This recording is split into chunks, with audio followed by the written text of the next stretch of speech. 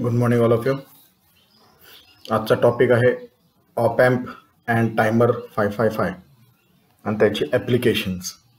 Operational amplifier and timer ICs यामध्ये आपण काय काय शिकणार आहोत. Block diagram and working of op amp, importance, ideal characteristics, advantages and applications.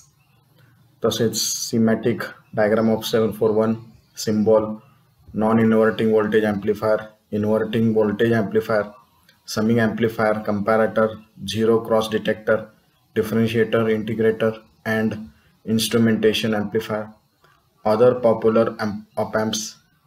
तसेच block diagram of 555, functional description with respect to different configurations of 555 such as monostable, astable and voltage controlled oscillators, operations for various applications.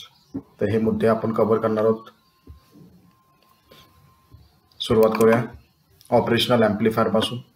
नावामध्येच आहे amplifier म्हणजेच ॲम्प्लिफिकेशन करणारा. आपण पूर्वी अभ्यासलेला आहे transistor as अन amplifier. त्यामध्ये सिग्नलची उंची ॲम्प्लिफिकेशन केले जाते. उंचीलाच ॲम्प्लिट्यूड असे म्हणतात, म्हणजेच व्होल्टेज ॲम्प्लिफिकेशन केलं जातं. या ठिकाणी AC दिलेलं आहे, आउटपुट ACच आउटपुट मिळते ॲम्प्लिफाईड. तसंच ऑप एम्प हा DC सुद्धा ॲम्प्लिफिकेशन करू शकतो. कम्प्युटरचा शोध लागायच्या अगोदर op amp are use for addition, subtraction, integration, differentiation. हे गणिताचे जे कार्य आहेत, ॲडिशन, सबस्ट्रॅक्शन, इंटिग्रेशन, डिफरेन्शिएशन, याचा उपयोग करण्यासाठी, याचं कार्य करण्यासाठी ऑपरेशनल ॲम्प्लिफायरचा वापर करत होते. पुढे पाहूया. Operational amplifiers are also used in active filters, oscillators, waveform converters, ADC and DAC.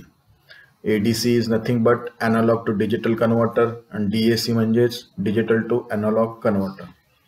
यामध्ये सुद्धा ऑपरेशनल ॲम्प्लिफायरचा वापर करत होते. ऑपरेशनल ॲम्प्लिफायर त्याचं चिन्ह या पद्धतीने आहे. यामध्ये दोन इनपुट्स आहे. हे त्रिकोण आकारामध्ये एक आउटपुट आहे.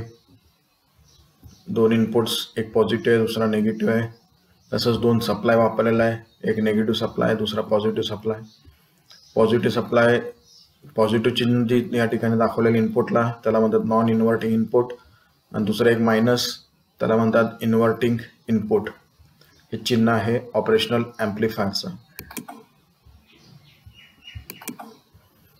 आता बघूया पुढे block diagram of op amp. ठोकळाकृती, ऑप एम्पची ठोकळाकृती. त्यामध्ये 4 विभाग दिसत असतील.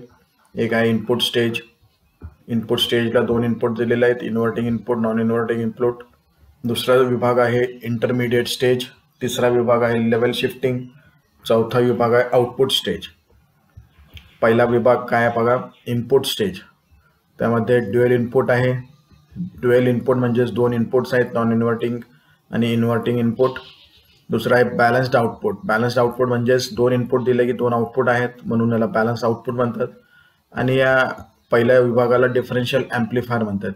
तसेच याचा वापर आहे provides the input resistance very high, म्हणजेच आयडियली इन्फिनाईट. तर इनपुट रेजिस्टन्स खूप जास्त ठेवला जातो या इनपुट स्टेजच्या साहाय्याने. खूप जास्त म्हणजेच आयडियली इन्फिनाईट म्हणजेच अनंत. इन्फिनाईट म्हणजेच अनंत रेजिस्टन्स. इनपुट स्टेज अनंत रेजिस्टन्स ठेवतो. इनपुट घेतल्यानंतर 2 इनपुट्स घेतल्यानंतर त्याच्यातला जो फरक आहे, डिफरन्स जो आहे, difference between 2 different terminals are amplified. तर पहिला जो विभाग आहे तो पहिले 2 इनपुटमधला डिफरन्स घेऊन त्याचं ॲम्प्लिफिकेशन करून पुढच्या स्टेजला देतो. तर पुढचा स्टेज आहे इंटरमिडिएट स्टेज. इंटरमिडिएट स्टेज काय आहे, ड्युअल इनपुट. परत याला सुद्धा 2 इनपुट्स आहेत. अनबॅलन्स्ड आउटपुट, पण तो आउटपुट एकच आहे. इनपुट 2 आहे, आउटपुट 1 आहे, म्हणून अनबॅलन्स्ड आउटपुट आहे. आणि हा दुसरा स्टेज सुद्धा एका डिफरन्शियल ॲम्प्लिफायर आहे. ह्याचं पण काम परत ॲम्प्लिफिकेशन करणे आहे. तसंच ह्याचा आउटपुट पुढच्या स्टेजला दिला जातो लेवल शिफ्टिंगला. लेवल शिफ्टिंग म्हणजे काय, emitter follower with constant current source. करंट सोर्स स्थिर ठेवून एमिटर फॉलोअर, पूर्वी अभ्यासलेला transistor as an emitter follower त्याचाच वापर या लेवल शिफ्टिंगमध्ये केलेला आहे. या विभागाचा काम आहे DC लेवल बदलणे, DC लेवल बदलणे आणि याच्यातनं बाहेर आउटपुट जो आहे तो पुढे आउटपुट स्टेजला दिलं जातं.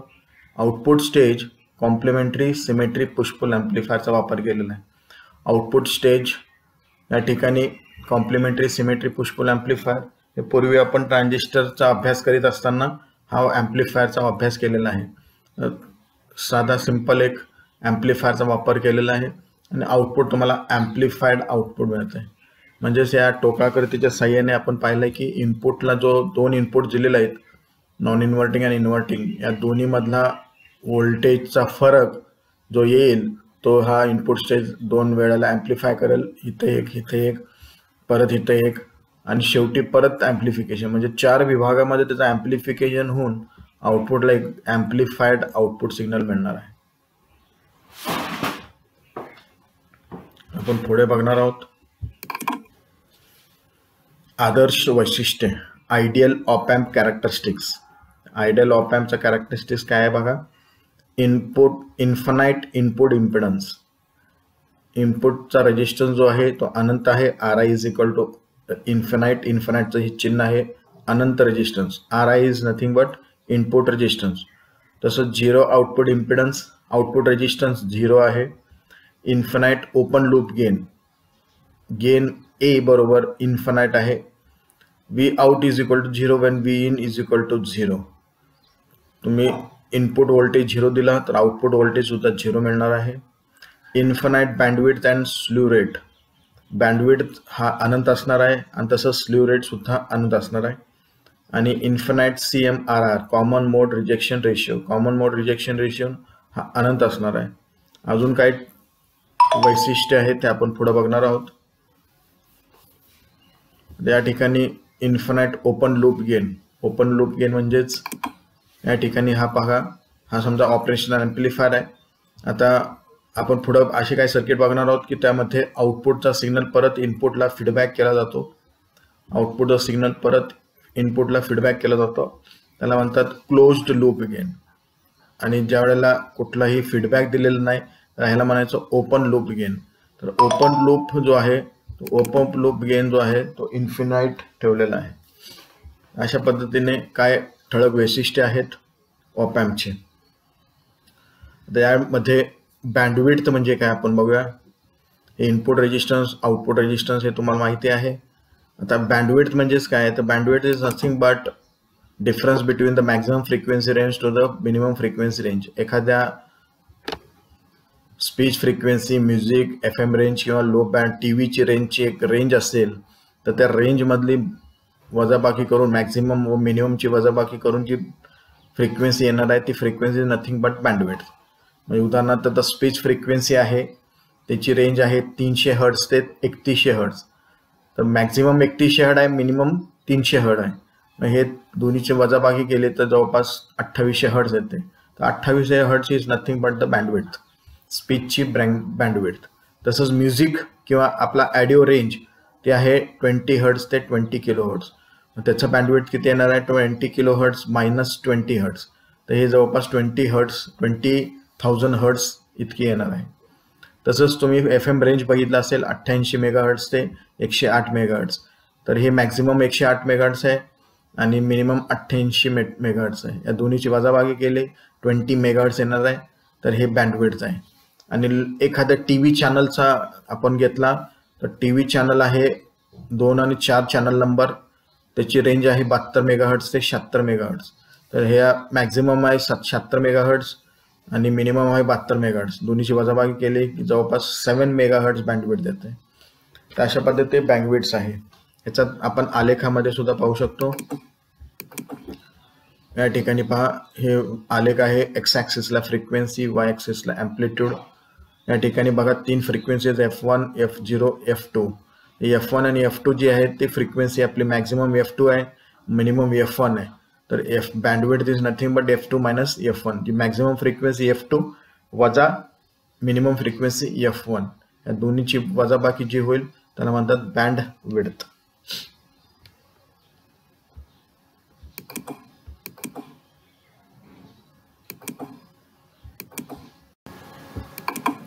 Infinite bandwidth and slew rate.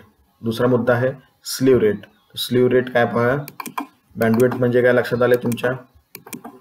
आता स्लीव रेट पहा. स्लीव रेट म्हणजेच आता हा एक ऑपरेशनल ॲम्प्लिफायर आहे. आता याचा काम काय आहे की तुम्ही जे इनपुटला दिलेला सिग्नल असेल तो ॲम्प्लिफाय करून आउटपुटला दिला पाहिजे. तुम्ही इथं स्क्वेअर वेव्ह दिला तर आउटपुट स्क्वेअर वेव्हच मिळालं पाहिजे. परंतु या ठिकाणी काय होतंय की ज्या वेळेला तुम्ही इनपुट सिग्नल देता, प्रोसेसिंगला इथं जो वेळ लागतो त्याच्यामध्ये तुमचा जो स्क्वेअर वेव्ह आहे 0 to 5 व्होल्टला तो डायरेक्टली याच वेळेत आउटपुट मिळत नाही. त्या ठिकाणी पहा इथं जो एक वेव्हफॉर्म दिसतोय त्या ठिकाणी एक हा जो 0 to 5 व्होल्टला जाणारा जो वेळ आहे तो जरा इथे स्लोप येतो. म्हणजे हा इथे एक वेळ देतो टी. हा जो स्लोप आहे याला म्हणतात स्लीव रेट. यालाच म्हणतात स्लीव रेट. आता इथे तुम्ही पुढच्या याच्या डायग्राममध्ये पाहू शकता की इथून इथंपर्यंत जाण्यासाठी slew rate IC manufacturers IC manufacturer जे करतात त्यामध्ये स्लीव रेट दिलेला आहे 0.5 व्होल्ट्स पर मायक्रो सेकंड. याचा एकक आहे व्होल्ट्स पर मायक्रो सेकंड. स्लीव रेटचा एकक व्होल्ट्स पर मायक्रो सेकंड. 74 IC जो आहे ऑपॅम्प ऑपरेशनल ॲम्प्लिफायर 741 IC ह्याचा स्लीव रेट आहे 0.5 व्होल्ट पर मायक्रो सेकंड. म्हणजेच 0 to 5 व्होल्ट जाण्यासाठी स्लीव रेट आहे 10 मायक्रो सेकंडचा. 10 micro second. 5 व्होल्ट पोहोचण्यासाठी 0 to 5 व्होल्ट पोहोचण्यासाठी वेळ लागतोय 10 मायक्रो सेकंडचा. म्हणजे हा जो स्लोप आहे तो 10 मायक्रो सेकंडचा स्लोप आहे. याला म्हणतात स्लीव रेट. तो स्लीव रेट जो आहे तो सुद्धा अनंत असतो. स्लीव रेट सुद्धा अनंत असतो. इन्फिनिट बँडविड्थ सुद्धा अनंत असतो. तसंच कॉमन मोड रिजेक्शन रेशिओ, आता हे सुद्धा आपण पाहू शकतो.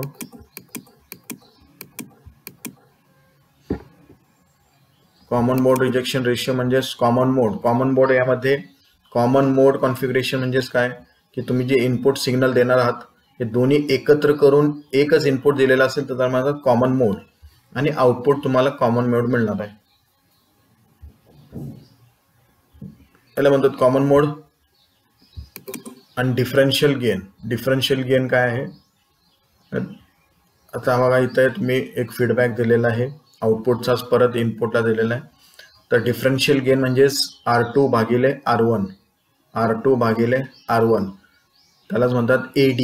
AD is nothing but differential gain. तर कॉमन मोड रिजेक्शन रेशिओ म्हणजेच काय, या दोन्हीचं प्रमाण.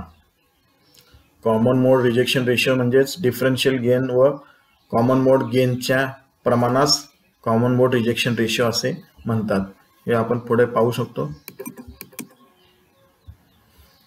डिफरन्शियल गेन व कॉमन मोड गेन यांच्या प्रमाणास कॉमन मोड रिजेक्शन रेशिओ असे म्हणतात. यास डेसिबल मध्ये मोजले जाते. आदर्शपणे याची किंमत अनंत असते. कॉमन मोड रिजेक्शन रेशिओचा एकक आहे decibel. DB decibel. Common mode rejection ratio याचा प्रमाण कशाचं आहे, differential gain by common mode gain.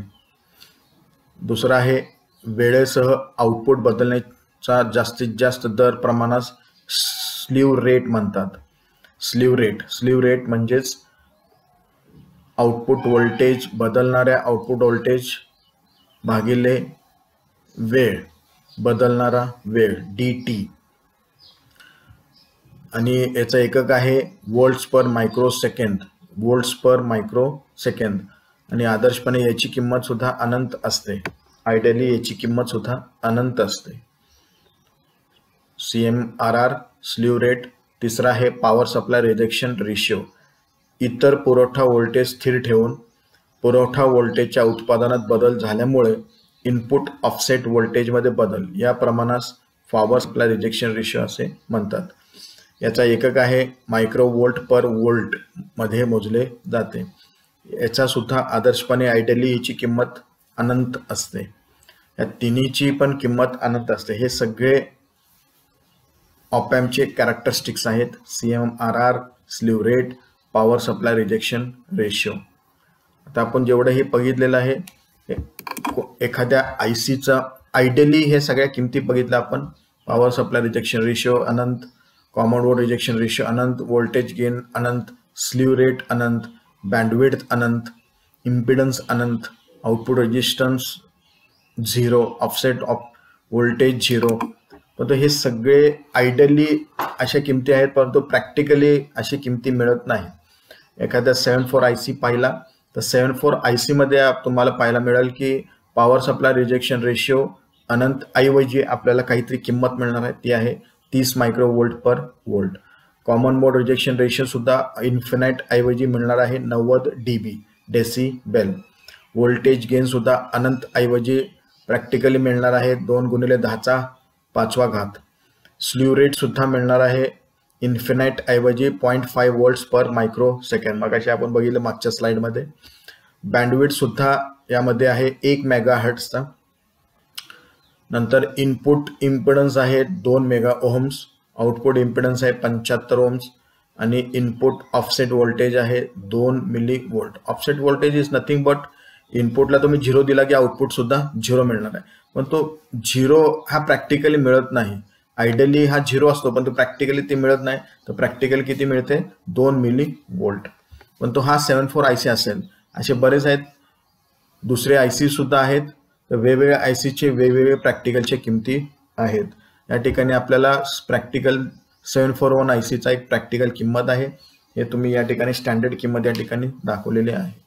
अशा पद्धतीने ऑपरेशनल ॲम्प्लिफायर्सचे काय कॅरेक्टरिस्टिक्स आहेत: power supply rejection ratio, common mode rejection ratio, voltage gain, slew rate, bandwidth, input impedance, output impedance आणि input offset voltage.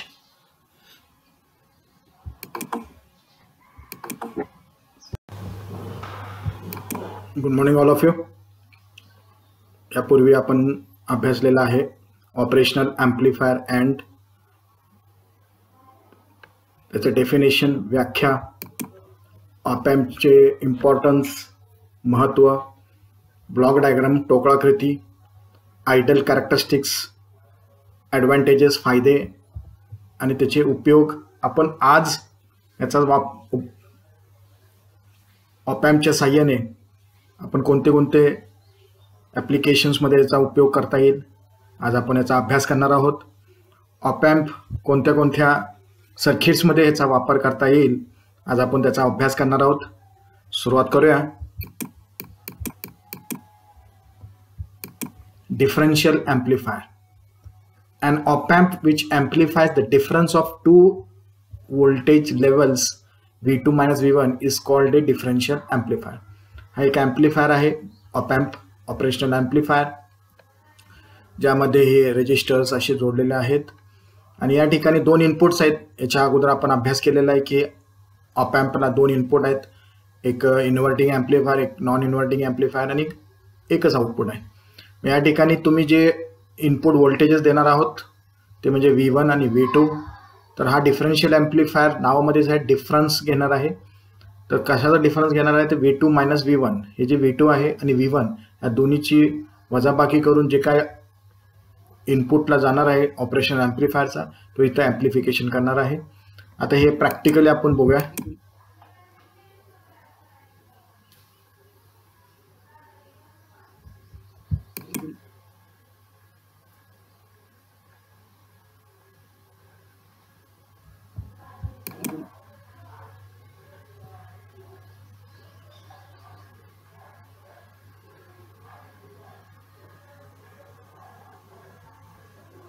तर हे पहा, सेम सर्किट आपण एक मल्टी सिम सॉफ्टवेअरमध्ये बनवलेलं आहे, सिम्युलेशन सॉफ्टवेअरमध्ये. या ठिकाणी ऑप एम्प घेतलेला आहे, IC घेतलेला LM324. हा ऑपरेशनल ॲम्प्लिफायर IC आहे. आपल्या सर्किट डायग्रामप्रमाणे हे 2 रजिस्टर जोडलेले आहेत. इथे एक रजिस्टर आहे, एक फीडबॅक रजिस्टर आहे. हा एक फीडबॅक म्हणजे हा जो आउटपुट आहे, आउटपुटपासून परत एक इनपुटला जोडलेला हा फीडबॅक रजिस्टर आहे R2. हा R1 रजिस्टर आहे जो इनपुट घेतलेला आहे. इनपुटला एक V1 दिलेला आहे, दुसरा एक इनपुट दिलेला आहे V2. Vout जो आहे हा Vout आहे. हा Vout या फॉर्म्युलानुसार घेतलं जातं आहे. या ठिकाणी आउटपुटला आपण एक मीटर जोडलेला आहे, हा मीटर आहे. या मीटरवर तुम्हाला रीडिंग मिळणार आहे. हा Vout आहे. तर Voutचा फॉर्म्युला आहे R2 भागिले R1 फीडबॅक रेजिस्टन्स R2 भागिले R1 गुणिले V2 minus V1. V2 minus V1 हा V2 आहे, हा V1 आहे. ह्या दोन व्होल्टेजचा वजाबाकी आपल्याला ॲम्प्लिफिकेशन करून मिळणार आहे. तर आपण एक पहिल्यांदा एक्झाम्पल बघूया की V2 ला आपण किती देणार आहोत. V2 ला 1 देणार आहोत आणि V1 ला 0.5 देणार आहोत.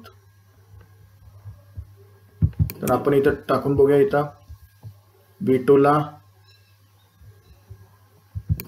1 and 5 या ठिकाणी आपण V2 ला 1 वोल्ट देऊया, डबल क्लिक करून चेंज करता येतं आपल्याला. आणि इथं 0.5 देऊया, 0.5. आणि हे पहा, आता आपल्याला हे कॅल्क्युलेशन केल्यानंतर इथं किती आलं पाहिजे. हे थेरोटिकली आपण कॅल्क्युलेशन केले 5 वोल्ट आलं पाहिजे. प्रॅक्टिकली आपण चेक करूया, इथं रन करून बघूया. आणि या मीटरवर रिडिंग येईल बघा 4.9 वोल्ट. 4.999 वोल्ट म्हणजेच अप्रॉक्सिमेटली 5 वोल्ट. तर हे बरोबर कॅल्क्युलेशन जुळलेलं आहे. व्ही आउट बरोबर एवढं व्होल्टेज आपल्याला मिळणार आहे. म्हणजेच आता या या दोन्हीचा डिफरन्स किती येते 0.5. 0.5च्या अगेन्स्ट आपल्याला आउटपुट मिळते 5 वोल्ट. म्हणजेच हा इनपुटचा डिफरन्स घेऊन तो ॲम्प्लिफिकेशन करतोय. म्हणजे ॲम्प्लिफिकेशन म्हणजेच आउटपुटला आपल्याला जास्त आउटपुट मिळतं. इनपुट आपला कमी आहे पण तो आउटपुटला आपल्याला जास्त आउटपुट मिळते. या ठिकाणी हे प्रॅक्टिकली सुद्धा प्रूफ होते. पाहिजे तर आपण अजून एक एक्झाम्पल घेऊया.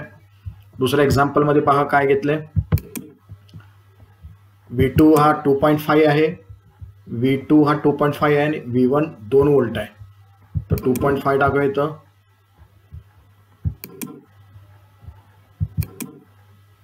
हा 2.5 आणि इथं 2 टाकूया.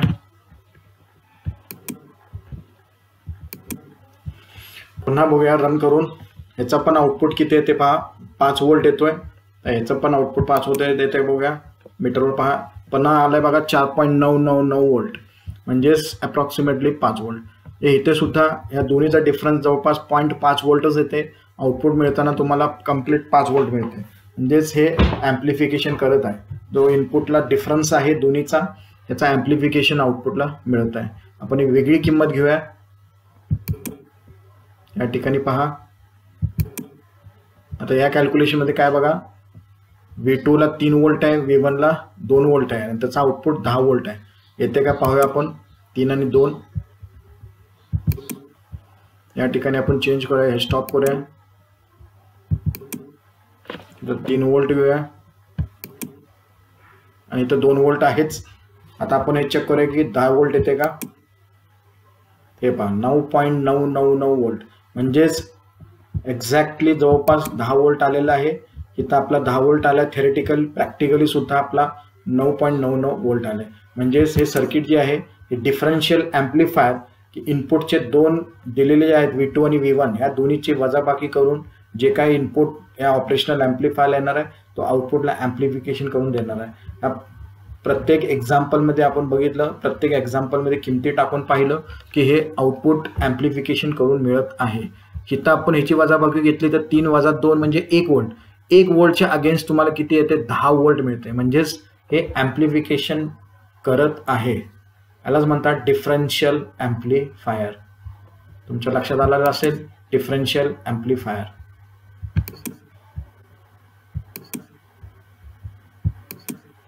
तर हा पहिला ऑप ॲम्पचा वापर डिफरन्शियल ॲम्प्लिफायरमध्ये कसा केलेला आहे तुमच्या लक्षात आलं असेल. Differential amplifier. पुढचा एक सर्किट बघूया. Non inverting voltage amplifier. आता या ठिकाणी 2 इनपुट्स आहेत, नॉन इन्व्हर्टिंग आणि इन्व्हर्टिंग ॲम्प्लिफायर. तर या 2 इनपुट प्रमाणेच ह्यामध्ये 2 सर्किट्स पण तयार केले जातात.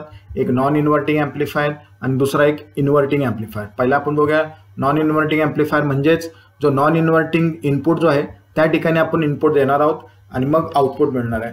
आता नॉन इन्व्हर्टिंग ॲम्प्लिफायर म्हणजे जे तुम्ही इनपुटला जे सिग्नल देणार आहात. आता हा समजा साइन वेव्ह दिलेला आहे, आउटपुटला तुम्हाला त्याच पद्धतीने मिळणार आहे पण तो ॲम्प्लिफाईड मिळणार आहे आणि त्याच साईडला त्याच अँगलने. म्हणजे हे पॉझिटिव्ह साईडला आहे तर हे सुद्धा तुम्हाला पॉझिटिव्ह साईडलाच मिळणार आहे. म्हणून याला म्हणतात नॉन इन्व्हर्टिंग ॲम्प्लिफायर. म्हणजे हा इनपुटचा इन्व्हर्ट करणार नाहीये, हा हाय असंच आउटपुट देणार आहे. तर हे सुद्धा आपण प्रॅक्टिकली प्रूफ करू शकतो. इथे एक सिम्युलेशन सॉफ्टवेअरमध्ये पाहूया आपण.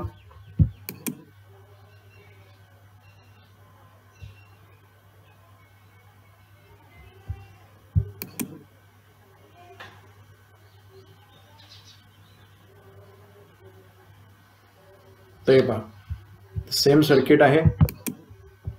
यामध्ये ऑप एम्प घेतलेला आहे, ऑपरेशनल ॲम्प्लिफायर. यामध्ये सुद्धा LM324 IC वापरलेला आहे, LM324 एक रजिस्टर वापरलेला आहे. इनपुटला आपण एक साइन वेव्ह देतोय, हा एक फंक्शन जनरेटर आहे. हा साइन वेव्ह आपण इनपुटला देतोय आणि आउटपुट जो आहे इथं आपला हा आउटपुट आहे, ऑपरेशनल ॲम्प्लिफायरचा आउटपुट आहे.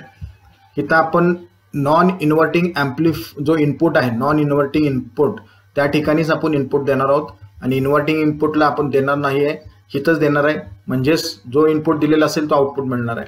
तर हे बघण्यासाठी आपण एक CRO DSOचा ॲक्च्युली वापर केलेला आहे इथं, डिजिटल स्टोरेज ऑसिलोस्कोप. तर आपण हे रन करून पाहूया.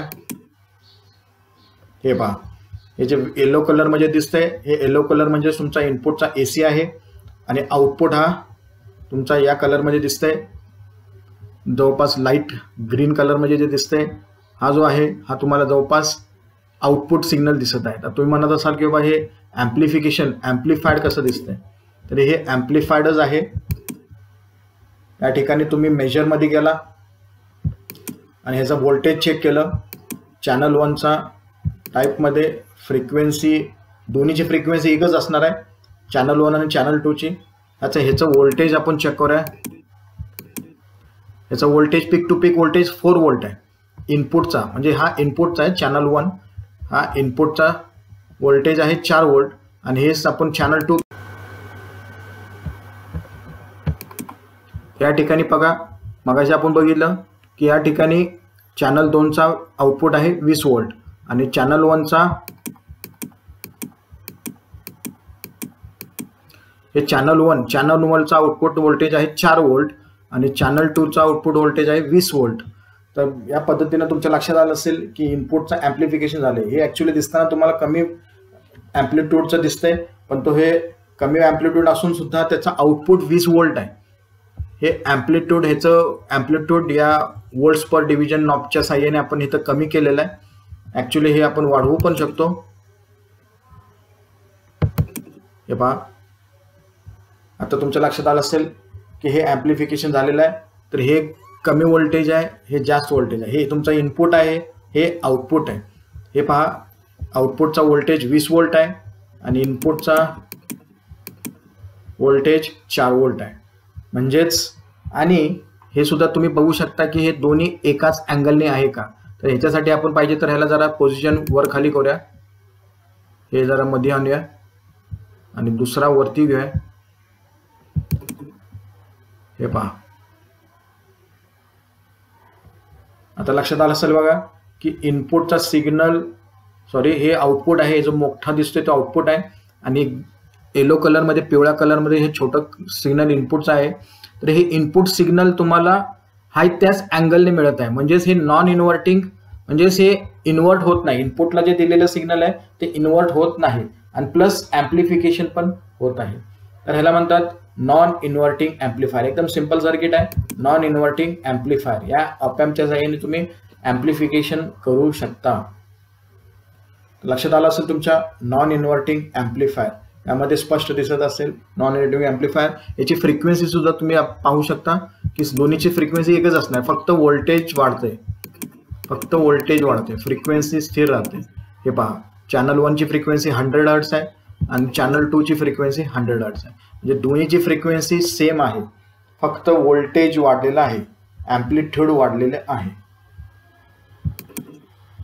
हे दुसरं सर्किट आपण पाहिलं, नॉन इन्व्हर्टिंग ॲम्प्लिफायर. दुसरा आहे इन्व्हर्टिंग ॲम्प्लिफायर. इन्व्हर्टिंग ॲम्प्लिफायरमध्ये काय होतंय की जे तुम्ही इनपुटला दिलेलं असेल त्याचं उलटं आउटपुट तुम्हाला मिळणार आहे. म्हणजे हे पॉझिटिव्ह साईडला झालेलं असेल तर आउटपुटला तो निगेटिव्ह साईडला जाणत असणार आहे. म्हणजेच तुम्हाला आउटपुट मायनसमध्ये मिळणार आहे, V out = -V in. तर हे पण आपण प्रॅक्टिकली चेक करूया.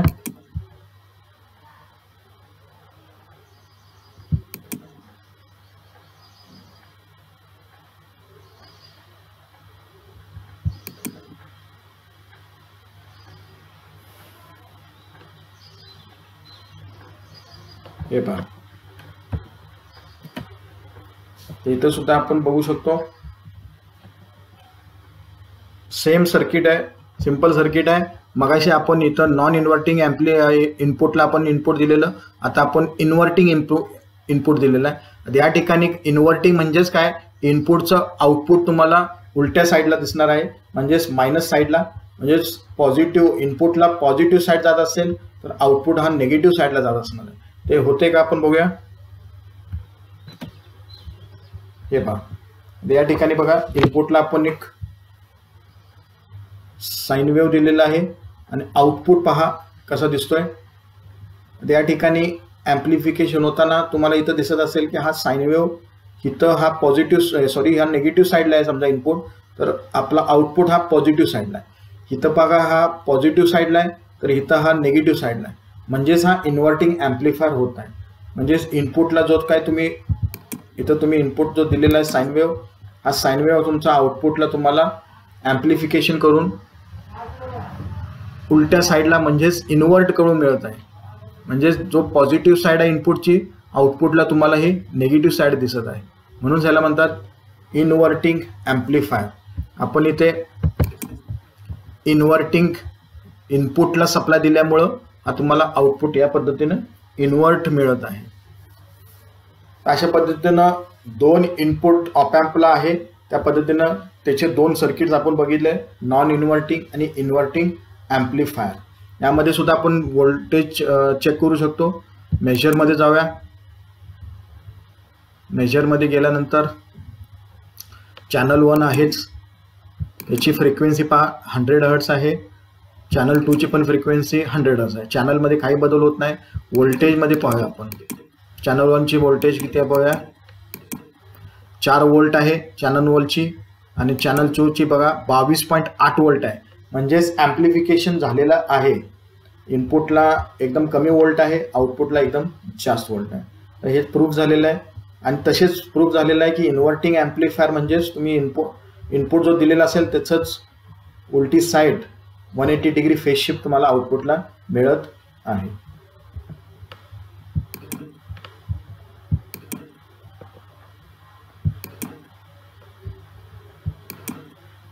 हे झाला इन्व्हर्टिंग व्होल्टेज ॲम्प्लिफायर. पुढचं सर्किट बघूया आपण, समिंग ॲम्प्लिफायर. आता हा समिंग ॲम्प्लिफायर काय आहे, समिंग नावामध्येच आहे. समिंग ॲम्प्लिफायर म्हणजेच तुम्ही काय जे इनपुट दिलेलं असेल त्याचं कंप्लीट बेरीज करून, वजाबाकी किंवा बेरीज करून कंप्लिटली ॲम्प्लिफाय करून आउटपुटला देणार आहे. म्हणजे आउटपुटला व्होल्टेज मिळणार आहे. उदाहरणार्थ याच्यामध्ये पण दोन सर्किट्स आहेत, एक इन्व्हर्टिंग कॉन्फिगरेशनमध्ये, दुसरा नॉन इन्व्हर्टिंग कॉन्फिगरेशनमध्ये. म्हणजेच तुम्ही इथं इन्व्हर्टिंग इनपुटला सप्लाय देणार आहात आणि इथं तुम्ही नॉन इन्व्हर्टिंगमध्ये इनपुटला सप्लाय देणार आहात. आणि इथं देताना कसं देणार आहे बघा, की दोन इनपुट्स ॲट ए टाइम दोन इनपुट्स देऊन एकाच इनपुटला दोन वेगवेगळे सप्लाय देऊन त्याची बेरीज करून आउटपुट मिळणार आहे. तसंच इथं सुद्धा एकाच वेळेला एका इनपुटला दोन सप्लाय देऊन आउटपुट घेणार आहोत. तर हे सुद्धा प्रॅक्टिकली कसं प्रूफ होते ते आपण बघूया समिंग ॲम्प्लिफायरमध्ये.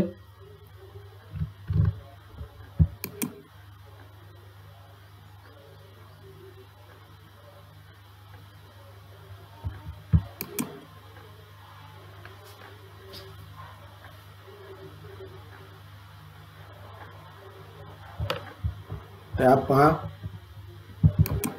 आता याच्यामध्ये आपण उदाहरणं घेतलेले आहेत. आउटपुट चेक करण्यासाठी एक मीटर जोडलेला आहे. इथं ऑप एम्प आहे. या इन्व्हर्टिंग इनपुटला, हा इन्व्हर्टिंग इनपुट आहे, ह्याला असे दोन रजिस्टर जोडलेले आहेत. त्याला आपण वेगवेगळे दोन सप्लाय देणार आहोत.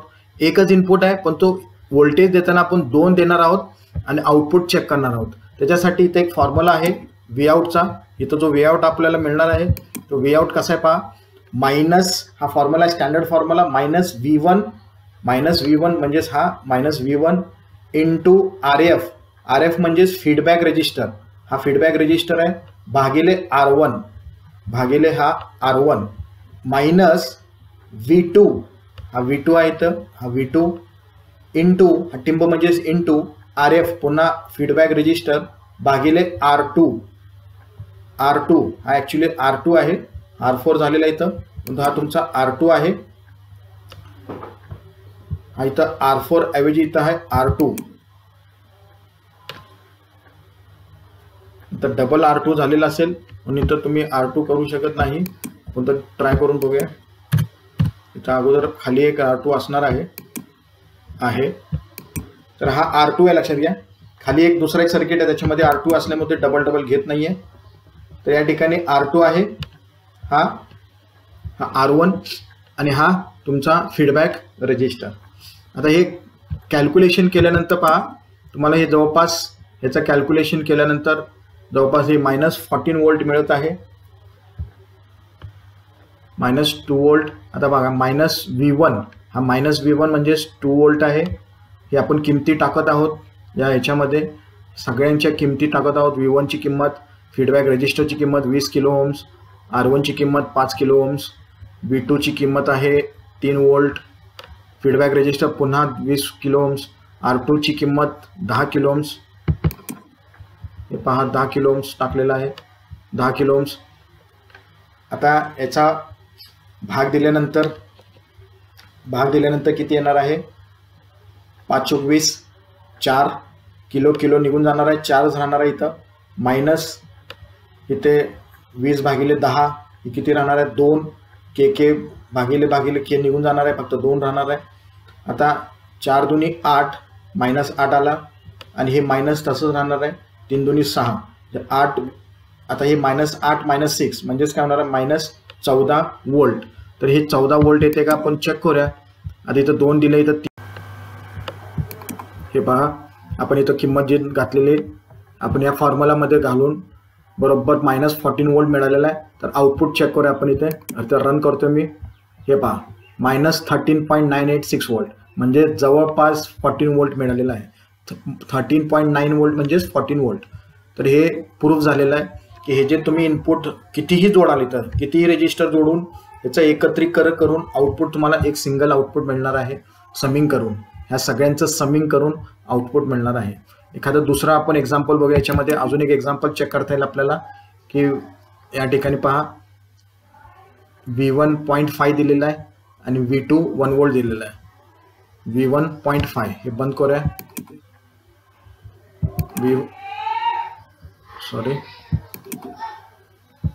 V1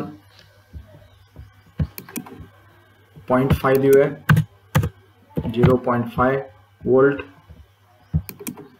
आणि V2 आहे ते 1 वोल्ट दिलेलं आहे, इथं 1 वोल्ट टाकूया. आणि आपण इथं थेरॅटिकल व्हॅल्यू काढलेली आहे, जवळपास -4 वोल्ट आलेला आहे. हे पहा कसं कॅल्क्युलेशन झाले बघा. -V1 किती आहे? -0.5 volt, -0.5 volt. RF feedback resistor 20 kilo ohms आहे, R1 5 किलो ओम्स आहे, V2 1 वोल्ट आहे, 1 वोल्ट घेतलेला आहे. R2 तुमचा 10 किलो ओम्स आहे, RF हा 20 किलो ओम्स आहे. आता पहा 0.5 वोल्ट आहे असंच घेतलेलं आहे. 20 किलो भागिले 5K म्हणजेच 4 आणि 20K भागिले 10K म्हणजेच 2. हे 1 वोल्ट आहे असंच घेतलेलं आहे इथं. पुन्हा पुढं काय येणार आहे पहा, 0.5 गुणिले 4, 5 चौक 20, 2.20 आणि 0.1 संख्येनंतर म्हणजेच राहणार 2. 2 एके 2 म्हणजेच इथं 2 आला. हे मायनस मधला चिन्ह आणि हे मायनस आहे असंच चिन्ह. आता हे दोन्हीच वजा असल्यामुळे हे बेरीज होणार आहे. 2 अधिक 2 -4 वोल्ट. तर बरोबर 4 वोल्ट येते का पाहूया आपण रन करून. हे पहा मीटरवर आपण पाहूया. हे पहा -3.986 वोल्ट म्हणजे जवळपास -4 वोल्ट या ठिकाणी येत आहे. म्हणजे या सगळ्यांचं समिंग करून आउटपुट तुम्हाला मिळत आहे. म्हणजे या ऑप एम्पच्या साहाय्याने तुम्ही हे सुद्धा करू शकता की कितीही एकाच इनपुटला कितीही व्होल्टेज दिलेलं असेल सिरीजमध्ये, पॅरललमध्ये, तर तुम्हाला आउटपुट या पद्धतीने आउटपुट मिळणार आहे ह्या फॉर्म्युलानुसार. तुम्ही अजून एक एक्झाम्पल या ठिकाणी घेतलेलं बघा. इथं आपण इन्व्हर्टिंगला घेतलेलं आहे म्हणून इथं मायनस येत होता. आता नॉन इन्व्हर्टिंगला आपल्याला पॉझिटिव्ह मध्ये मिळेल, ते आपण चेक करूया. इथं हे पहा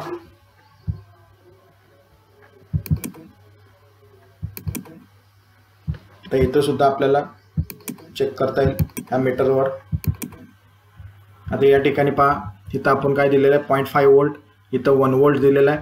ह्याच्यासाठी हा फॉर्म्युला आहे, हा या ठिकाणी दिलेला आहे. V out is equal to RF छेद RI. हे पहा, RF म्हणजे तुमचा फीडबॅक रजिस्टर, RI म्हणजे तुमचा हा register, plus 1 into V1. V1 म्हणजेच तुमचा हा V1 आहे, हा V2 आहे, लक्षात घ्या. हा V1 आहे, हा V2 आहे. नंतर R2 छेद R1 प्लस R2, R2 छेद R1 प्लस R2. R2 हे R2 आहे, हे पहा, RF RI R2 R1 R2, sorry, हे R1 आहे, हे R2 आहे. या ठिकाणी बघा R1 आणि R2, या ठिकाणी हे R1 आहे, हे R2 आहे. पुन्हा V2 इथं आहे, हा V2 आहे, हा V2 आहे, आणि R1 छेद R1 प्लस R2. तर या फॉर्म्युलानुसार आपल्याला आउटपुट मिळालं पाहिजे. तर ते जवळपास किती मिळते ते आपण बघूया रन करून. तर 1.379 वोल्ट मिळत आहे. तर या फॉर्म्युलामध्ये टाकून आपण कॅल्क्युलेशन केलं तर जवळपास हे 1.379 वोल्ट असं आउटपुट मिळणार आहे. तर या पद्धतीनं जसं आपण एक इन्व्हर्टिंगसाठी, आता हे पॉझिटिव्हमध्ये आले बघा, हे नॉन इन्व्हर्टिंग आहे आणि हे इन्व्हर्टिंग आहे. इन्व्हर्टिंग म्हणजेच मायनसमध्ये येणार आहे आणि नॉन इन्व्हर्टिंग म्हणजेच तुमचा हा प्लसमध्ये येणार आहे. हे तुम्ही चेक करू शकता. याच्या किमती तुम्ही या फॉर्म्युलामध्ये टाकून ही किंमत येते काय तुम्ही चेक करू शकता. हे फॉर्म्युला तुमच्या लक्षात आलं पाहिजे. V out is equal to हे सगळे किमती. याच्यामध्ये फक्त काय झाले की हे रजिस्टर जे आहेत ते वरती पण असल्यामुळं रजिस्टर डबल किमती टाकल्या, याच्या नंबर जे डबल टाकले तर डबल घेत नाहीये. म्हणून इथं घेताना आपल्याला हे RFI हे R1 घ्यावं लागेल आणि R7 हे R2 घ्यावं लागेल. इथं नेमकं RI आलेला आहे बसलेला बरोबर आणि फीडबॅक रेजिस्टन्स R5 सुद्धा बरोबर व्यवस्थित बसलेला आहे. आणि इथं V3 आणि V4 का आलेला आहे तर वरती आपण V1 V2 घेतलेला आहे म्हणून इथं परत V1 आणि V2 डबल येऊ शकत नाही. एका सॉफ्टवेअरमध्ये हे डबल घेत नाही म्हणून इथं V3 ला V1 धरायचं आहे आणि V4 ला V2 धरायचं आहे. त्या पद्धतीनं तुम्ही इथं किमती टाकल्या, त्याचं कॅल्क्युलेशन केलं तर त्याचा आउटपुट तुम्हाला जवळपास थेरटिकल व्हॅल्यू ह्या 1.379 येणार आहे. हे तुम्ही कॅल्क्युलेशन करून बघू शकता. हे झालं तुमचा समिंग ॲम्प्लिफायर.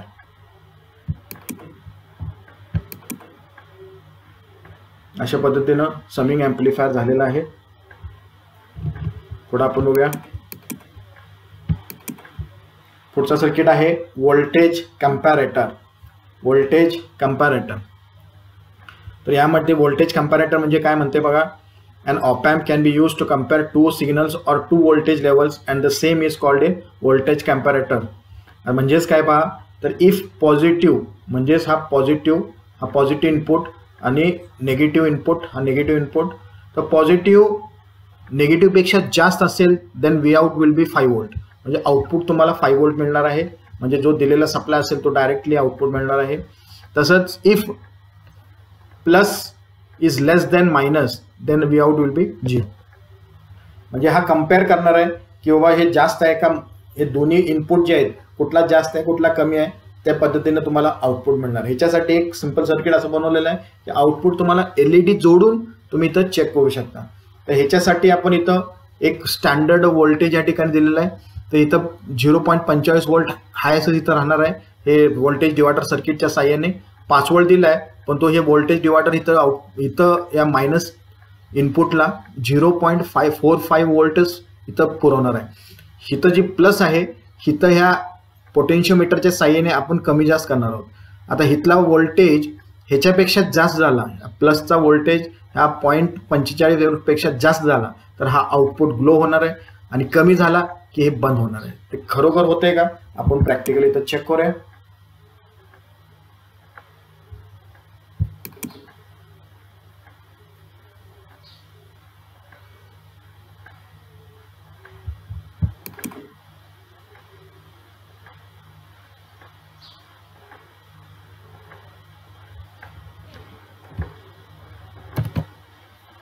ते पहा.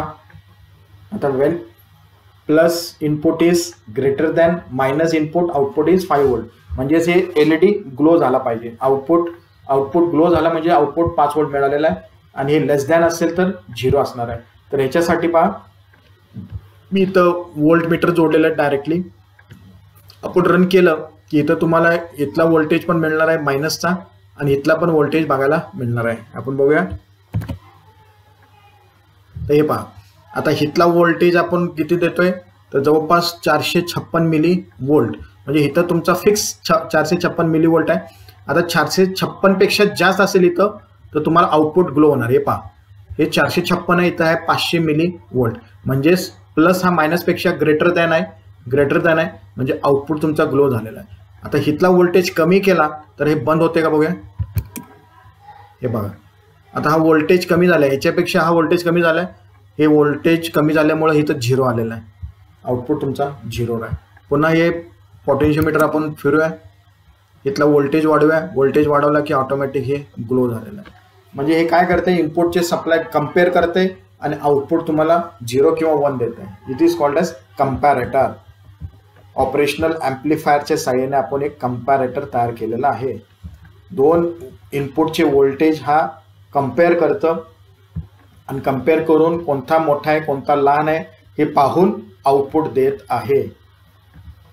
तर हे कसं देते तर ते सुद्धा आपण प्रूफ केले. If plus is greater than minus then output will be 5 volt, and if plus is less than minus output will be 0. तर हे पाहिलं आपण व्होल्टेज कंपॅरेटर. पुढचा सर्किट पाहूया आपण. पुढचा सर्किट आहे झिरो क्रॉस डिटेक्टर. आता या ऑपरेशनल ॲम्प्लिफायर साहाय्याने आपण हे झिरो क्रॉस डिटेक्टर म्हणजे काय हे सर्किट बनवू शकतो. आता हे झिरो क्रॉस डिटेक्टर सर्किट म्हणजे काय की जे तुम्ही इनपुटला सिग्नल देणार आहात, तर ह्याचं काम काय आहे झिरो क्रॉस डिटेक्टरचा, तर इनपुटला दिलेला सिग्नल स्क्वेअर वेव्ह जनरेट करून देणार आहे. तुम्ही जे इनपुटला सिग्नल देणार आहात त्याचं आउटपुट तुम्हाला स्क्वेअर वेव्ह जनरेट करून मिळणार आहे. सिंपल तुमचा ऑप एम्प ॲम्प्लिफायर वापरलेला आहे. या ठिकाणी LM741 IC वापरलेला आहे. आपले ऑपरेशनल ॲम्प्लिफायर भरपूर आहेत. IC 741 आहे, LM324 मगाशी बघितलं आपण. तर ह्याचा वापर करून तुम्ही स्क्वेअर वेव्ह जनरेटर सुद्धा बनवू शकता. स्क्वेअर वेव्ह जनरेटर जे पूर्वी आपण अभ्यासलेला आहे मल्टी व्हायब्रेटर जो स्क्वेअर वेव्ह जनरेट करते, इथं हा ऑपरेशनल ॲम्प्लिफायर सुद्धा आउटपुट आपल्याला स्क्वेअर वेव्ह जनरेट करून देते. त्या सर्किटला झिरो क्रॉस डिटेक्टर असे म्हणतात. हे प्रॅक्टिकली आपण चेक करूया.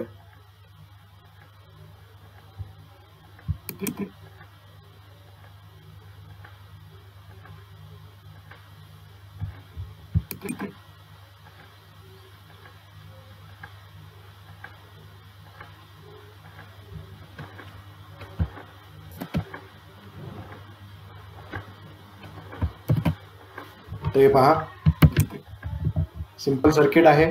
ऑपरेशनल ॲम्प्लिफायर 741 नंबरचाच 741 IC वापरलेला आहे.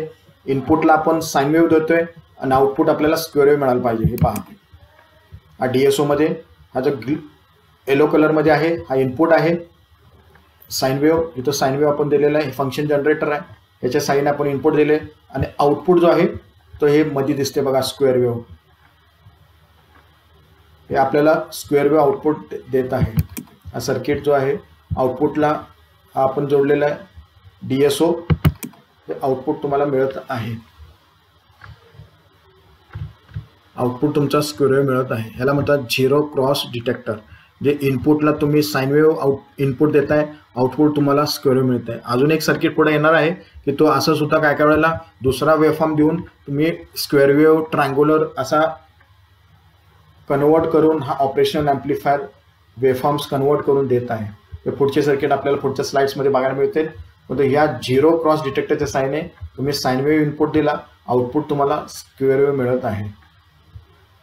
आणि हे सुद्धा तुम्हाला मिळताना कसं मिळते पहा की हे इनपुटचा पॉझिटिव्ह साईडला दिसतंय तर हा नेगेटिव्ह साईडला दिसतंय.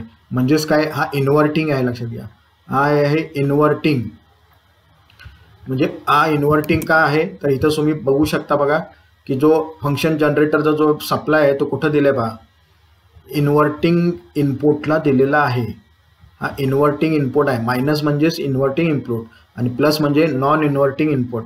तुम्ही इथं जोडला असता इनपुट तर तुम्हाला हाय असंच वेव्हफॉर्म पॉझिटिव्ह साईड इकडे आउटपुट सुद्धा पॉझिटिव्ह साईडलाच मिळाला असता, पण इथं तुमचा आउटपुट हा निगेटिव्ह साईडला मिळतंय, म्हणजेच हा इन्व्हर्टिंगच्या ठिकाणी तुम्ही इनपुट दिलेलं आहे. याला म्हणतात झिरो क्रॉस डिटेक्टर, जो स्क्वेअर वेव्ह जनरेट करत आहे. हा झाला झिरो क्रॉस डिटेक्टर. दुसरा बघूया आपण circuit. Operational amplifier as differentiator. आता मगाशीच मी तुम्हाला सांगत होतो की एक वेव्हफॉर्मचा सिग्नल दिला की तुम्हाला दुसऱ्या वेव्हफॉर्ममध्ये आउटपुट मिळणार आहे. एकदम सिंपल सर्किट आहे. एक कॅपॅसिटर आहे, एक रेजिस्टर आहे, एक ऑपरेशनल ॲम्प्लिफायर आहे आणि एक इनपुटला सिग्नल दिलेला आहे. कोणता आहे वेव्हफॉर्म? ट्रायंग्युलर. तर आउटपुट तुम्हाला काय मिळणार आहे? Square wave. तर हे प्रॅक्टिकली बघूया.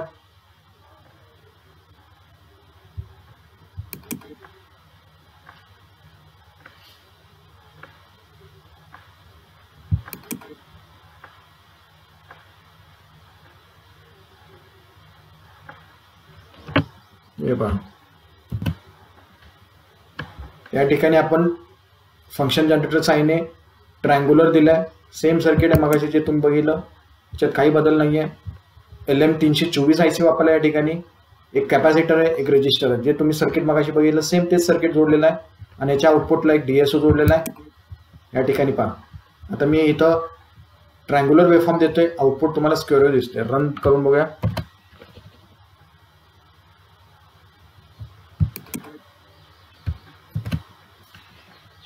हे पहा, आउटपुट वेव्हफॉर्म तुम्हाला या DSO वर दिसतंय.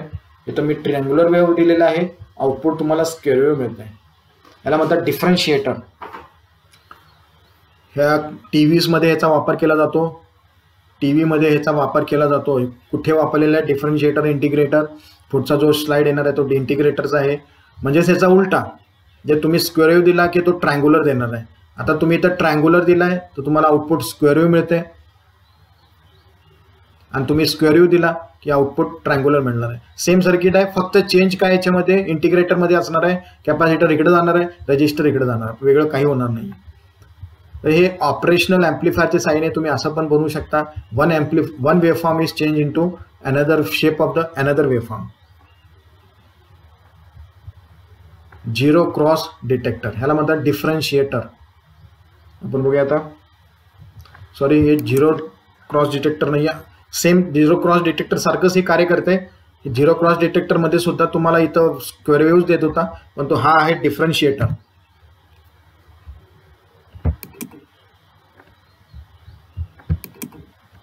हा ॲक्च्युली आहे डिफरन्शिएटर.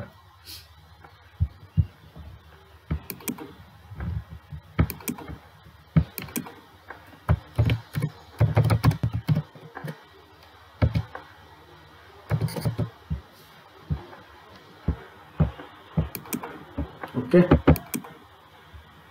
तर झिरो क्रॉस डिटेक्टर सुद्धा सेम तेच करते की आउटपुट स्क्वेअर देते, पण त्या ठिकाणी तुम्ही साइन वेव्ह दिलेला, साइन वेव्ह देऊन तुम्ही स्क्वेअर वेव्ह जनरेट करून आउटपुट मिळवत होता. तर या ठिकाणी आपण ट्रायंग्युलर देतोय, इनपुट वेव्हफॉर्म ट्रायंग्युलर देतोय आणि आउटपुट तुम्हाला स्क्वेअर वेव्ह मिळते डिफरन्शिएटरमध्ये.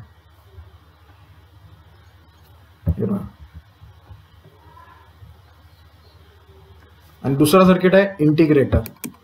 ते कसं आहे बघा, मी मगाशी सांगितलं हे फक्त सर्किट फक्त चेंज केलेलं आहे.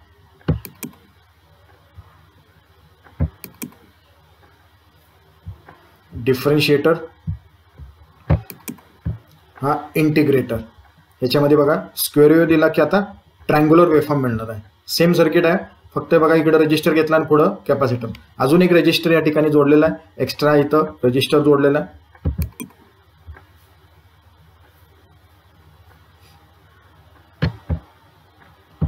प्रॅक्टिकली प्रूफ करून बघूया.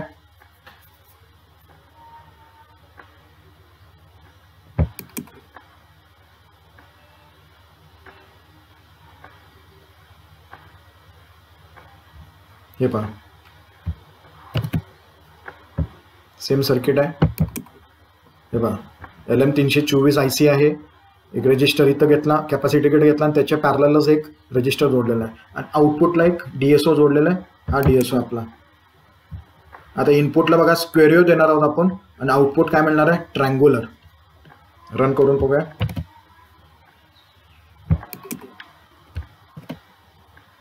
हे पहा, तर हे येलो कलरमध्ये दिसतंय, हे तुमचा स्क्वेअर वेव्ह आहे. आणि ह्या ब्लू जवळपास ब्लू कलरमध्ये दिसतंय, हे तुमचा आउटपुट आहे. तर आउटपुट तुमचा कसा दिसतोय बघा, ट्रँग्युलरमध्ये. आणि हे दिसताना पण कसं दिसतंय, तर इथं तुमचा इन्व्हर्टिंगला जोडलेलं आहे. हे पहा, मायनसमध्ये म्हणजेच इन्व्हर्टिंग दिलेलं आहे, म्हणजे ही तुमची निगेटिव्ह साईड दिसत आहे. तुमचे हे इनपुटची पॉझिटिव्ह साईड आहे आणि हे आउटपुटची निगेटिव्ह साईड आहे. म्हणजेच हे इन्व्हर्टिंग आउटपुट तुम्हाला मिळत आहे. पण तो वेव्हफॉर्म बदललेला आहे. इथं तुम्ही स्क्वेअर वेव्ह देताय, आउटपुट तुमचा ट्रँग्युलर वेव्हफॉर्म मिळत आहे. याला म्हणतात इंटिग्रेटर. हे सुद्धा टीव्हीजमध्ये वापरलेलं असते. पुढं आपल्याला टीव्हीचं पोर्शन येणार आहे, त्या ठिकाणी तुम्हाला हे डिफरन्शिएटर इंटिग्रेटर येणार आहे. तो सर्किट कशा असते ते तुमच्या लक्षात असलं पाहिजे. डिफरन्शिएटर आणि इंटिग्रेटर. डिफरन्शिएटर मगाशी ट्रँग्युलरचा स्क्वेअर वेव्हमध्ये जनरेट केलं आणि इंटिग्रेटर आता उलटा केलेला आहे, स्क्वेअर वेव्हचं ट्रँग्युलरमध्ये कन्व्हर्शन केलेलं आहे. लक्षात आलं असेल तुमच्या आता. डिफरन्शिएटर आणि integrator circuit using operational amplifier. तर ऑपॅम्पच्या साहाय्याने आपण डिफरन्शिएटर बनवला, इंटिग्रेटर बनवला. अजून एक बघूया पुढं सर्किट काय आहेत.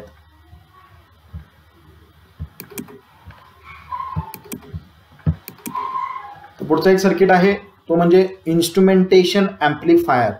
Instrumentation amplifier. आता हे इन्स्ट्रुमेंटेशन ॲम्प्लिफायर म्हणजे आज मगाशी आपण काय बघत होतो, इन्स्ट्रुमेंटेशन ॲम्प्लिफायर. इन्स्ट्रुमेंटेशन ॲम्प्लिफायर म्हणजेच काय बघा, almost all types of sensors and ट्रान्सड्युसर्स convert real world parameters like light, temperature, weight, etc. into voltage values for our electronic system to understand it. म्हणजेच काय, तर आपल्याकडे काय सेन्सर्स आणि ट्रान्सड्युसर्स आहेत. म्हणजेच लाईट सोर्स आहे, टेम्परेचर सोर्स आहे, वेट सोर्स आहे. म्हणजेच लाईटला सेन्स करणारा लाईट सोर्स आहे, तुमचा LDR आहे, फोटो डायोड आहे, फोटो ट्रान्झिस्टर आहे. टेम्परेचर टेस्ट करण्यासाठी थर्मिस्टर्स आहेत, वेट लोडस्टोन्स आहेत, वजन चेक करण्यासाठी, सेन्स करण्यासाठी. आणि ह्याचं आउटपुट तुम्हाला व्होल्टेज लेवलमध्ये किंवा व्होल्टेजच्या स्वरूपात आउटपुट मिळतं. पण तो हे सेन्स करता येते, व्होल्टेजेस हे सेन्स करता येतात. पण तो काय बायोमेडिकल किंवा बायोमेडिकल सेन्सर्स आहेत की ज्याच्या साह्याने तुम्हाला सेन्स करणार आहे, पण तो आउटपुट तुम्हाला मिळताना एकदम कमी व्होल्टेज मिळणार आहे, एकदम लो लेवल सिग्नल्स मिळणार आहे. आता ही बायोमेडिकल काय आहे, तर आपल्या बॉडीमधले काय सेन्सर्स आहेत किंवा बॉडीमधले काय सेन्सर्स आहेत ते आउटपुट तुम्हाला मिळताना या मोबाईल्समध्ये पण मिळतात. प्लस आपण एक घड्याळमध्ये किंवा रिस्ट आपण एक घड्याळच्या स्वरूपात असं एक फिटबँड वापरतो की ज्याच्या साहाय्याने तुमचे जे बॉडीमधले पल्सेस जे आहेत हे सेन्स करतात. पण तो ह्याचा आउटपुट तुमचा एकदम कमी असतो. तर हे सुद्धा आउटपुट कमी व्होल्टेज हे ॲम्प्लिफाय झाले पाहिजे. तर हे ॲम्प्लिफाय करणारा जो ॲम्प्लिफायर असतो त्याला म्हणतात इन्स्ट्रुमेंटेशन ॲम्प्लिफायर. तुमच्या लक्षात आलं असेल की तुमच्या बॉडीमधले काय बदल होत असेल तर त्याचं कमी व्होल्टेजमध्ये रूपांतर होत असते. ते कमी व्होल्टेज ॲम्प्लिफिकेशन करण्यासाठी ह्या इन्स्ट्रुमेंटेशन ॲम्प्लिफायरचा वापर केला जातो. तर हे इन्स्ट्रुमेंटेशन ॲम्प्लिफायर म्हणजेच काय, तर या पद्धतीनं इन्स्ट्रुमेंटेशन ॲम्प्लिफायरचा सर्किट डायग्राम आहे. ज्याच्यामध्ये बघा 3 ऑपॅम्प्स आहेत, 1 2 3 ऑपरेशनल ॲम्प्लिफायर्स आहेत आणि रेजिस्टर्स वापरलेले आहेत. तुम्ही इनपुटला जे कमी व्होल्टेज जो झालेला असेल त्याचं व्हेरिएशन आउटपुटला तुम्हाला आउटपुट मिळणार आहे. आता याचा V-out सुद्धा इथं फॉर्म्युला दिलेला आहे पहा, V2 - V1. हा V2 आहे, हा V1 आहे, इंटू 1 प्लस स्टँडर्ड आहे 1 + 2R भागिले RG. आता R जो आहे तो R म्हणजेच तुमचे सगळे R 10 किलो ओम्सचे आहेत, सगळे R 10 किलो ओम्सचे. फक्त हा जो R1 आहे हा 22 Kचा आहे. तो 22 Kचा म्हणजेच RG आहे, लक्षात घ्या. 22 Kचा जो आहे तो RG आहे. तर दिसत असेल RGची किंमत आपण 22 किलो ओम्स टाकलेला आहे आणि 2R म्हणजे सगळे 10 किलो ओम्सचे रेजिस्टर आहेत म्हणून इथं 10 Kचा वापरलेला आहे. आता 10K भागिले 22K ह्याचं कॅल्क्युलेशन करून जी किंमत येते ते पहा, 3.3 V2 3.3 व्होल्ट आहे इथं घेतला, V1 हा 2.8 वोल्ट घेतलेला आहे, ह्याची वजाबाकी करून 0.5 वोल्ट आहे, ह्याच्या किमती भरल्या आहे, तिची किंमत 1.9 वोल्ट आले. ह्या दोन्हीचे गुणाकार केलं की 0.95 वोल्ट येते. तर हे खरोखर तेवढं वोल्ट येते का, आपण प्रॅक्टिकली प्रूफ करून पाहूया.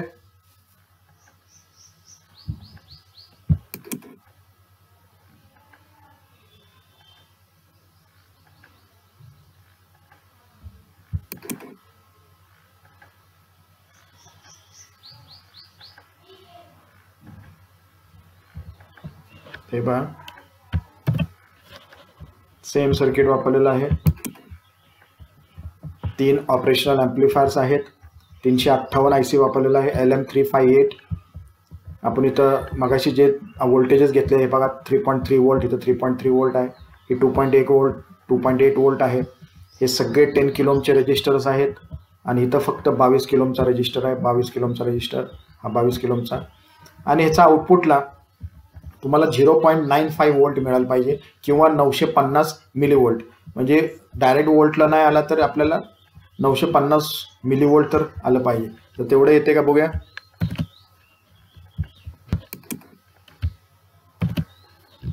हे पहा मीटरमध्ये, हे पहा 354.554 मिलीवोल्ट. तर हे जवळपास 950 मिलीवोल्टच्या जवळपास येत आहे. म्हणजेच हा कमीत कमी व्होल्टेज घेऊन आउटपुट तुम्हाला देत आहे. आपले बरेच सेन्सर्स असतात, ट्रान्सड्यूसर्स असतात की लाईट सेन्स करतो. सोलार आहे, सोलार पण लाईट सेन्स करते, पण आउटपुट देताना बऱ्यापैकी व्होल्टेज देते. 1 वोल्ट देते, 2 वोल्ट देते. थर्मिस्टर सुद्धा आउटपुट तुम्हाला बऱ्यापैकी व्होल्टेज देते. पण तो बायोमेडिकल जी सेन्सर्स असतात, बायोमेडिकल सेन्सर्स मगाशी जे तुम्हाला दाखवलं, बायोमेडिकल सेन्सर, ते आउटपुट देताना तुम्हाला एकदम कमी वोल्ट देते. पण ते सुद्धा ॲम्प्लिफाय झाले पाहिजेत. तर ते ॲम्प्लिफाय करण्यासाठी असे इन्स्ट्रुमेंटेशन ॲम्प्लिफायरचा वापर केला जातो, की ज्याच्यामध्ये तुम्ही असे व्होल्टेजेस दिले या इनपुट्सना, या 2 ऑपरेशनल ॲम्प्लिफायर्सना असे कमी कमी व्होल्टेज दिलं तर तुमचा कमी व्होल्टेज येत असला तरी सुद्धा तुम्हाला आउटपुट तो मिळत आहे.